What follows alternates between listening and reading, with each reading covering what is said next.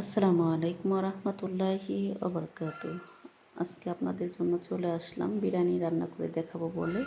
এখানে আমি দিয়ে দিয়েছি আমার পরিমাণ মতো আমি তেল আর গোটা কিছু মশলা দিয়ে আমি ভালো করে মশলাগুলোকে একটু ভেজে নিয়ে দিয়ে দিয়েছি আমি পেঁয়াজ কুচি আর 8-10টা পরিমাণ কাঁচামরিচ।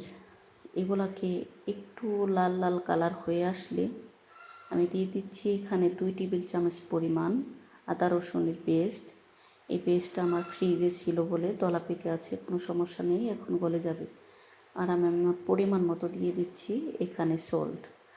কিছুটা পরিমাণ পানি দিয়ে আমি একটু কষিয়ে নিয়ে দিয়ে দিলাম আমি বিরিয়ানির মশলা আমার পরিমাণ মতো আমি দিয়ে দিচ্ছি আর কিছুটা রেখে দিচ্ছি। যখন আমি গোশটাকে রান্না করে নামানোর অবস্থা হয়ে আসবে তখন দিয়ে দিব। আর দিয়ে দিলাম 2 টেবিল চামচ পরিমাণ টমেটোর সস। এই তো আমার মশলাটা ভালো করে কষানো শেষ। এ পর্যায়ে আমি গরুর গোশগুলোকে সুন্দর করে কেটে ধুয়ে ফ্রেশ করে রেখেছিলাম দিয়ে দিলাম। এখন আমি এগুলোকে ভালো করে কষাচ্ছি। দেখেন কষাতে কষাতে কিন্তু আমার গোশটার মধ্যে পানি চলে আসছে। আমি কোনো পানি ইউজ করিনি, হালকা কিছু পানি আমি পরে দিয়ে দিলাম, দেখতেই পাচ্ছেন, ভালো করে গোশটা নরম হওয়ার জন্য। বিরিয়ানির গোশটা যদি নরম না হয় তেমন হয়তো ভালো লাগে না খেতে। এই তো কিছুক্ষণ আমার গোশটা হওয়ার পর আমি সেই যে রাখা আমার বিরিয়ানির যে মশলা কিছুটুকু রেখে দিয়েছিলাম সেটুকু দিয়ে দিলাম। দিয়েও আমি কিছুক্ষণের মতো ভালো করে আমি গোশটাকে কষালাম। গোশটা আমার সফট হয়ে গেছে। এরপর আমি ধুয়ে রাখা পোলার চালগুলো আমি দিয়ে দিলাম।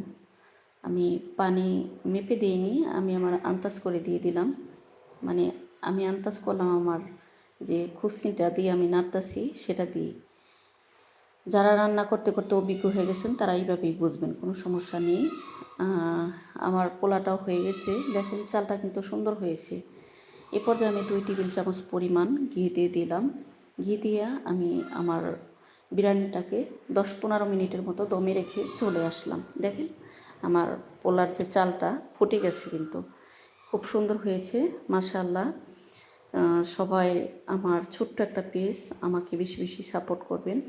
আমার নিত্য নতুন ভিডিও পেতে আপনারা সবসময় আমার পেজে চোখ রাখবেন।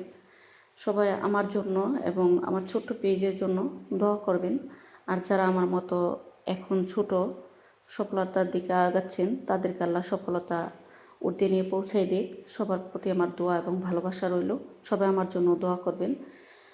সবাই ভালো থাকবেন, সুস্থ থাকবেন। আল্লাহ হাফেজ। আসসালামু আলাইকুম রহমতুল্লাহ।